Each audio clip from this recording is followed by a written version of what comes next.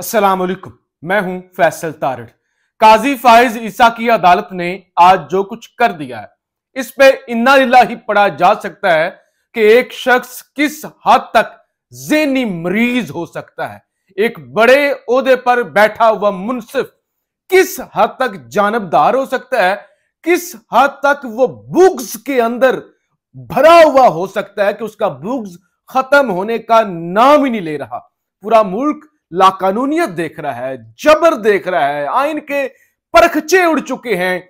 एक दो सूबों के अंदर नाजायज निगरान हुकूमतें बैठी हुई हैं।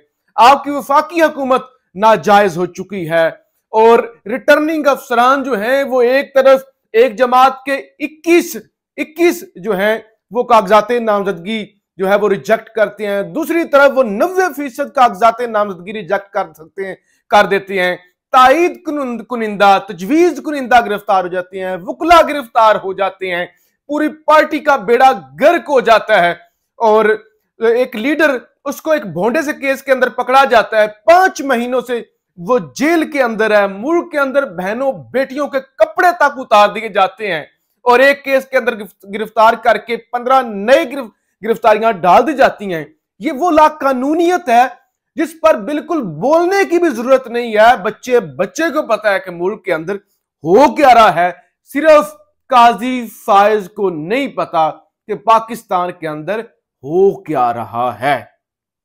यानी आज की पहली खबर तो जो पहला केस सुना गया लाइव पूरी दुनिया ने देखा सुप्रीम कोर्ट के अंदर, ये जो जबरी गुमशुदगियां हो रही हैं, चाहे बलोचिस्तान के अंदर हों, बलोचिस्तान की हमारी बहनें इस्लामाबाद धरना देने के लिए भी आई हुई हैं, उनके साथ जो जुल्म हो रहा है वो भी आपके सामने है। लेकिन खासतौर पे पीटीआई के हवाले से ये सियासी वाबस्तगियां तब्दील कराना, उठा लेना, तशद्दुद करना, ये सब कुछ काजी साहब ने पूछा ये कौन है, उस्मान डार कौन है, ये सदाकत अब्बासी कौन है, ये फलाना कौन है, ये फलाना कौन है। उन्होंने बताया कि इनको उठा लिया गया था, जबरदस्ती प्रेस कॉन्फ्रेंस करवाई गई, तो इनकी पार्टियां तब्दील करवाई गई, जुल्म किया गया, जबर किया जा रहा है। काजी साहब ने कहा कि आप उस वक्त पास थे, आपको पता है इनको उठाया गया है, आप इस बात के गवाह हैं कि फलां को उठाया गया, फलां को नहीं उठाया गया। अब आप मुझसे क्या चाहते हैं कि मैं हुक्म करूं कि आप दोबारा पीटीआई में वापस आ जाएं? यानी इस कदर भोंडा मजाक, इस तरह के एक भोंडी हरकतें। और फिर उन्होंने कहा कि आपके दौर में क्या होता था, आपके दौर में फलां के साथ क्या हुआ, वो क्या हुआ। यानी एक बुग्स। फिर उन्होंने कहा ये इमरान रियाज कौन है, ये कौन है इमरान रियाज खान। शुएब शाहीन साहब, यहां पे शुएब शाहीन साहब पर भी मैं तनकीद करना चाहूंगा कि इंतहाई ठंडे वकील। यानी जितना बड़ा केस था, जिस तरह से उठा के मार रहे थे काजी फाइजी साहब और बुग्स से भरे हुए थे, चलो वो बेनकाब तो हो रहे थे, लेकिन शुएब शाहीन साहब इस केस को बड़े अच्छे तरीके से नहीं उसके अंदर वो डिफेंड कर सके या बता सके। या एक होता है ना कि एक वकील की बॉडी लैंग्वेज होती है, strong body language, even basic सी चीजें जो पॉइंट्स थे वो भी शुएब शाहीन साहब उनमें गलतियां कर रहे थे। तो बहरहाल काजी साहब ने पूछा ये इमरान रियाज कौन है। उन्होंने कहा जी सहाफी है। अच्छा, और वो लापता हो गया था 4-5 महीने के लिए, वापस आया तो उससे बोला नहीं जा रहा, उसकी जुबान काम नहीं कर रही। काजी साहब ने कहा अच्छा ये इमरान रियाज का आप जिक्र कर रहे हैं, वो जरा जाए ना 3-4 साल पीछे वापस जाए, 3 साल वापस। ये एक मतीउल्लाह जान नाम का सहाफी है, जानते हैं, असद तूर नाम का सहाफी, उनका जिक्र आपने क्यों नहीं किया, उनका जिक्र आपने नहीं किया। उन्होंने कहा हुजूर हम उनकी भी मजम्मत करते हैं, चाहे वो पीटीआई के दौर में हुआ, फौरी तौर पे उस वक्त के वजीर आजम इमरान खान ने नोटिस लिया, फौरी तौर पे 4-5 घंटों के अंदर अंदर रिहा करवाया, बाजियाब करवाया मतीउल्लाह जान को, हम मजम्मत करते हैं उसकी। लेकिन ये बात रिसेंट पास्ट की हो रही है, अभी की हो रही है हुजूर। इस तरह तो हजारों मिसालें हैं। काजी साहब ने 5-6 मिनट इस पे लगा दिए।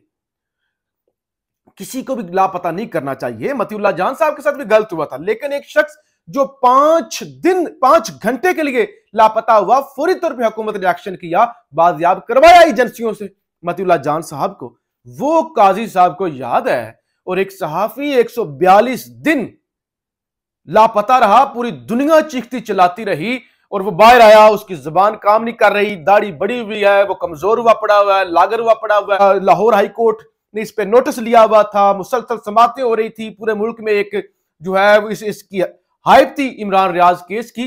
तो काजी साहब को वो नहीं पता था कि हुजूर ये क्या हुआ है, यानी इमरान रियाज कौन है। अच्छा, यानी इस पर जितनी बात की जाए कम है।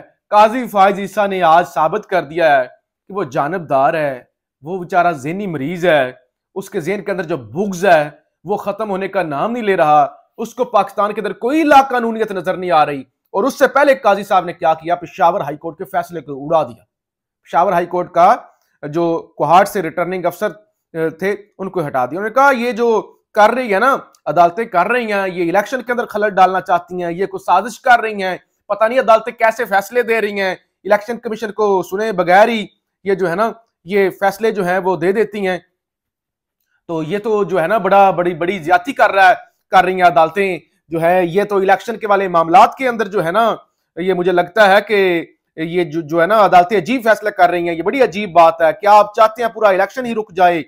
जो है अजीब आप काम कर रहे हैं।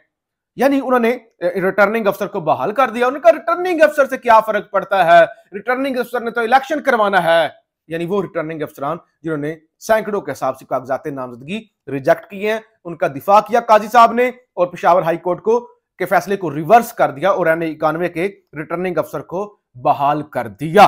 उसके बाद क्या होता है कि बल्ले का निशान पेशावर हाई कोर्ट के अंदर इलेक्शन कमीशन पहुंचता है, समाअत होती है, वफाक और सूबे कहते हैं कि हम इस केस के अंदर फरीक नहीं बनना चाहते।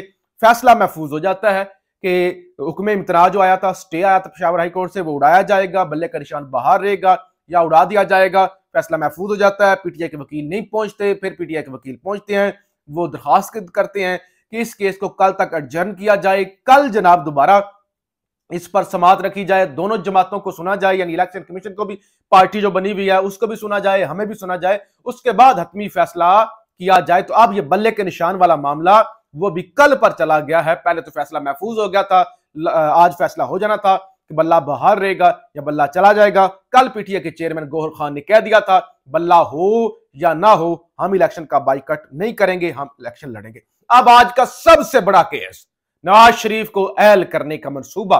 वो जो कहा था सायरा बानो साहिबा ने कहा था कि पूरी दुनिया हजरत ईसा का इंतजार कर रही है और नून लीग वाले फायज ईसा का इंतजार कर रहे हैं। और ऐसे ही काजी साहब ने लगा ली अदालत नवाज शरीफ को की जो ताहयात नाअहली है उसको खत्म करने के लिए। उन्होंने पूछा आर्टिकल 62 और 63 में क्या फर्क है। आर्टिकल 62 की जेली शिकें मुश्किल पैदा करती हैं जो किरदार की अहलियत से मुतल्लिक है। चीफ जस्टिस किसी और के किरदार का तयन कैसे किया जा सकता है? क्या अटॉर्नी जनरल अच्छे किरदार के मालिक हैं?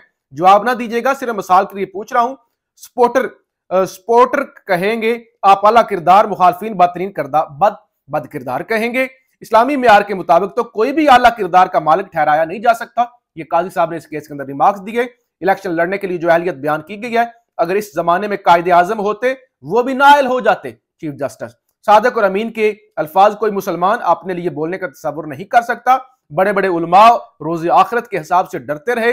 अगर मैं कागजात नामजदगी जमा कराता हूं और कोई कहता है कि ये अच्छे किरदार के नहीं, तो मैं तो चैलेंज नहीं करूंगा, क्योंकि जो किरदार के बारे में कहा गया है कि असराफ करने वाला ना हो, हम रोज बिजली पानी का असराफ करते हैं। अच्छे किरदार के बारे में जो जजेस फैसला करेंगे, जो खुद इंसान है। इलेक्शन लड़ने के लिए जो अच्छे किरदार की शर्त रखी गई है, क्या कोई इंसान हल्फन कह सकता है कि वह अच्छे किरदार का हामिल है? तो ये वो सारे रिमार्क्स थे और जिससे बड़ा वाज़ह तौर पे काजी फाइज ईसा साहब ने अंदिया दे दिया कि ताहयात नाअहली वाला मामला जो है वो उड़ जाएगा और नवाज शरीफ को लंदन प्लान के तहत जो है वो ताहयात नाअहली उनकी खत्म हो जाएगी।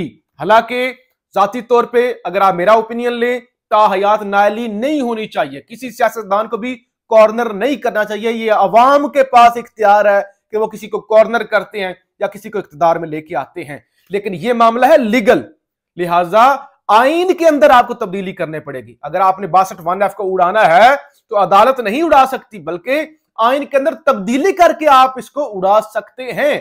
तो लिहाजा मेरा पहले भी ये जो रिव्यू एंड जजमेंट वाला और ये प्रैक्टिस एंड प्रोसीजर वाला जो मामला था, उसमें मेरा मौकफ यह था कि ठीक है, ये सारी चीजें ठीक है, लेकिन एक सादा अक्सरियत के साथ, इवन ये इलेक्शन एक्ट वाला मामला, एक सादा अक्सरियत के साथ ये कानून आइन साजी हो नहीं सकती। इसके लिए 2/3 मेजोरिटी चाहिए होती है। तो लिहाजा बात यह नहीं कि ये चीज गलत है या ठीक है, बात यह कि या क्या जो तरीका अडॉप्ट किया गया है आइन के अंदर तरमीम करने का वो ऐसे हो सकता है या नहीं हो सकता? नहीं हो सकता। आपने किसी शख्स की ताहयात नाअहली खत्म करनी है तो जिस आइन की शिक के तहत है आपको उसको उड़ाना पड़ेगा। और उसको उड़ाने का क्या तरीका है कि आपके पास एक पार्लियामेंट होती है, 2/3 मेजोरिटी के साथ वो आइन के अंदर तरमीम करती है। ऐसे नहीं हो सकता कि एक अदालत, काजी अदालत लगाए, वो प्रैक्टिस एंड प्रोसीजर को भी बहाल कर दे, वो इलेक्शन एक्ट को भी बहाल कर दे और वो जो कानून साजियां हों वो बहाल करता जाए और आप वो नवाज शरीफ को भी क्लीन चिट दे दे और दूसरे मामले में वो जो कहे कि तुमने देखा, तुम गवाह हो, फलां को उठाया गया, फलां कौन है, फलां कौन है। तो ऐसे इंसाफ पर, ऐसे काजी पर, ऐसे मुंसिफ पर इन्ना लिल्लाही पढ़ा जा सकता है। इससे ज्यादा आप कुछ नहीं कह सकते। पाकिस्तान जिंदाबाद।